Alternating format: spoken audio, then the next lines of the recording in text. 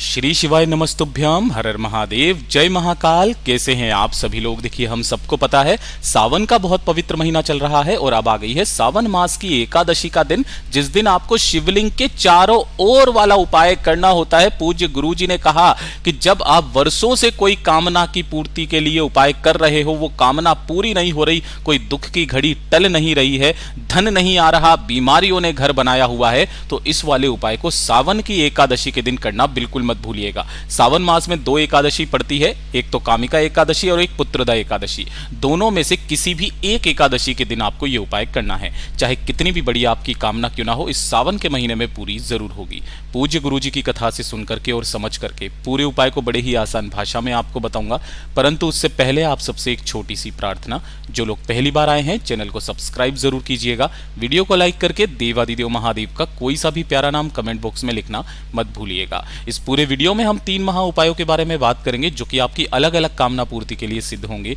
ध्यान से सुनना, समझने की कोशिश करना। सबसे पहले बात करते हैं पहले वाले उपाय की। देखिए, पहला वाला जो उपाय है वो आपको शिवलिंग के चारों ओर करना है। पूज्य गुरु जी ने कहा कि अगर आपकी वर्षों पुरानी कोई इच्छा है, कोई कामना है, कोई हृदय की बात है, अब हर सोमवार, हर प्रदोष, हर शिवरात्रि, हर एकादशी उपायों पे उपाय कर रहे हो, आपको उस उपाय का फल नहीं मिल रहा, आपके मन में आया कि महादेव तक मेरी कामना नहीं पहुंच रही है, मेरी मनोकामना बाबा पूरी नहीं कर रहा है, तो सावन की दोनों में से किसी भी एक एकादशी के दिन आपको ये एक बार उपाय करना है।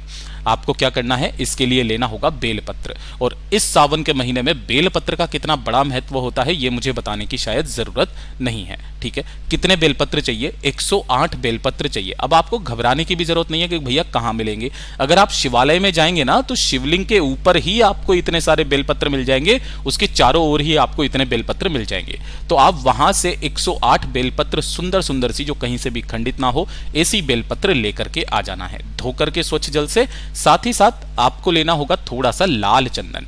ठीक है, इस तरीके से लाल चंदन ले लेना। कोशिश करना कि इस तरीके से मुठिया रखा करो, जिसे घिस करके जो चंदन निकले वो वाला लाल चंदन ले लेना। ठीक है, और साथ ही साथ लेनी होगी थोड़ी सी मोली या कलावा, जो होता है ना, ये मोली या फिर कलावा।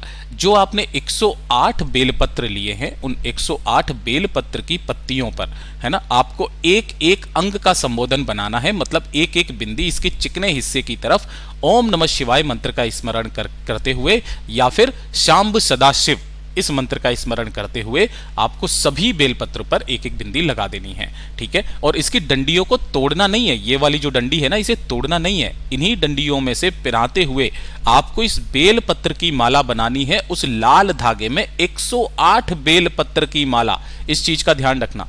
जो मोली या कलावा लिया है ना, उसी में आपको 108 बेलपत्र की माला बनानी है। उसकी जो डंडी होती है ना पीछे की, इसमें गिठान लगाते चले जाओ, गिठान लगाते चले जाओ, होता चला जाएगा। क्या मेरी बात आई समझ में? तो जो यह आपने 108 बेलपत्र की माला बनाई है, इसे लेना और एक लोटा शुद्ध जल अपने घर का लेना, तांबे के कलश में। ठीक है, इन दोनों को लेकर के पहुंच जाना भोलेनाथ के मंदिर में, शिवलिंग के पास। कोशिश करना, पूज्य गुरु जी ने वैसे तो कहा कि अगर आपके पास में गंगा जल है तो गंगा जल जरूर मिला लेना इसके अंदर, 1 या 2 बूंद। ठीक, और उसके बाद में लेकर के पहुंचोगे शिवालय में। उत्तर दिशा, नॉर्थ डायरेक्शन की तरफ मुख करके खड़े होना है। सबसे पहले आपको करना क्या है? जो 1 लोटा शुद्ध जल लेकर के आए हो, देखिए सावन मास की एकादशी, जो एकादशी होती है वो भगवान विष्णु को समर्पित होती है। तो जो जल आप यहां पर समर्पित करोगे, वो किनके नाम से करोगे? हरि हर महादेव के नाम से करोगे, है ना। ये हरि और हर दोनों का मिलन है, और उसके कारण जो आपकी इच्छा की पूर्ति होती है ना, वो बहुत विशेष कामना की पूर्ति होती है। लोटा शुद्ध जल समर्पित करेंगे ओम नमः शिवाय मंत्र का स्मरण करते हुए। उसके बाद में जो आपने 108 बेलपत्र की माला ली है, उस 108 बेलपत्र की माला को अपनी कामना कहते हुए इस शिवलिंग के चारों तरफ आपको ऐसे समर्पित करना है। और इतनी बड़ी माला आपको बनानी है कि वो माला माता अशोक सुंदरी के स्थान तक पहुंचे। यहां बीच में मोटी सी जो लाइन होती है ना, ये माता अशोक सुंदरी के स्थान होता है, यहां तक पहुंचना चाहिए। ऐसा नहीं है कि बिल्कुल आपने यहां की यहीं पे बना दिया, ऐसा नहीं। माता अशोक सुंदरी तक पहुंचना चाहिए। जिस कामना से आप ये 108 बेलपत्र की माला शिवलिंग पर समर्पित करोगे, वो कामना इसी सावन के महीने में पूरी होगी। साथ ही साथ इस सावन की एकादशी के दिन आपको कोई सी भी पीले रंग की चुनरी या पीले रंग की पेंसिल या पीले रंग का बैग, पीले रंग की साड़ी, कुछ भी आपको सौभाग्यवती स्त्री को दान में जरूर देनी है। पूज्य गुरु जी का बहुत अद्भुत और अचूक उपाय है, जरूर कीजिएगा। बात करते हैं दूसरे वाले उपाय की। ये जो दूसरा वाला वाला उपाय है ये होगा आपकी धन की आवक को बढ़ाने के लिए। देखिए पैसा तो आ रहा है लेकिन बचता कुछ भी नहीं है, उतना का उतना ही खर्चा चला जाता है ना। तो धन की आवक को बढ़ाने के लिए, है ना, ताकि आपके घर में धन की वृद्धि हो, उसकी वृद्धि के लिए पूज्य गुरुजी ने कहा कि अगर आपके अनावश्यक खर्चे होते हैं वो खर्चे आपके रुक जाएंगे, कर्ज लेने की नौबत आ चुकी है तो लेने की नौबत नहीं आएगी। इस सावन की एकादशी के दिन आपको ये वाला उपाय करना है, दोनों में से किसी भी एक एकादशी के दिन कर लेना। सबसे पहले आपको लेना होगा 1 लोटा शुद्ध जल तांबे के कलश में अपने ही घर से, साथ ही साथ गिन करके लेने होंगे आपको 108 चावल के दाने। अब यहां पर जो 108 चावल के दाने लोगे वो लोगे अक्षत, पूर्ण होने चाहिए। मैं बता देता हूं किस उपाय में आपको पूर्ण चाहिए, किस में नहीं चाहिए। इससे पहले वाला जो उपाय था सुधा वाला उपाय, उसके अंदर आप कणी ले सकते थे, ठीक है। साथ ही साथ आपको लेना होगा इस तरीके से दीपक, लेकिन इस वाले उपाय में जो आप दीपक बनाओगे वो बनाओगे लंबी बाती का, है ना। माँ लक्ष्मी जी के लिए आप कर रहे हो तो माता को जो दीपक समर्पित होता है लंबी बाती का होता है, और इसके अंदर भरोगे आप घी, ठीक है। और इसी के साथ में आपको लेनी होगी 7 हल्दी की गांठें, छोटी छोटी सी, ये वाली जो होती है हल्दी की गांठें, ठीक है। आपके घर में जो भी एक कटोरी हो उसी कटोरी के अंदर उन 7 हल्दी की गांठों को रखना, और साथ ही साथ जो आपने 108 चावल के दाने लिए हैं उन 108 चावल के दानों को भी आपको इसी कटोरी के अंदर रख देना है, ठीक है। और साथ ही साथ ले लेना होगा थोड़ा सा गंगा जल। अब उपाय करने का नियम ध्यान से सुनिएगा। एकादशी के दिन सुबह के समय पर आप सबको पता है कि तुलसी माता जी को ना तो हाथ लगाया जाता है ना ही इस पे जल चढ़ाया जाता है ना। और आपको ये उपाय भी तुलसी जी के पास ही करना है। जो दीपक आपने लिया है सुबह स्नान करने के पश्चात आपके घर की स्त्री, नारी, बहन, बेटी, माता, पत्नी कोई भी इस उपाय को कर सकती है। सबसे पहले उस लंबी बाती के दीपक को प्रज्वलित करना, जिसकी बत्ती का मुख आपको उत्तर दिशा की तरफ रखना है। जो कलश आपने लोटे का लिया है उस लोटे जल को आपको यहां पर रखना है, और जिस कटोरी के अंदर आपने हल्दी और 108 चावल के दाने डाले हैं उसे आपको यहां पर रख देना है, ठीक है।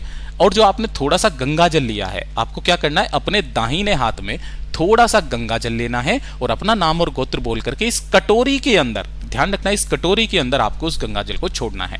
कितनी बार छोड़ोगे? 7 बार। नाम और गोत्र बोल करके छोड़ते चले जाना, फिर थोड़ा सा जल लेना अपने दाहिने हाथ के हथेली पे, नाम और गोत्र बोल करके फिर इसी कटोरी में छोड़ देना।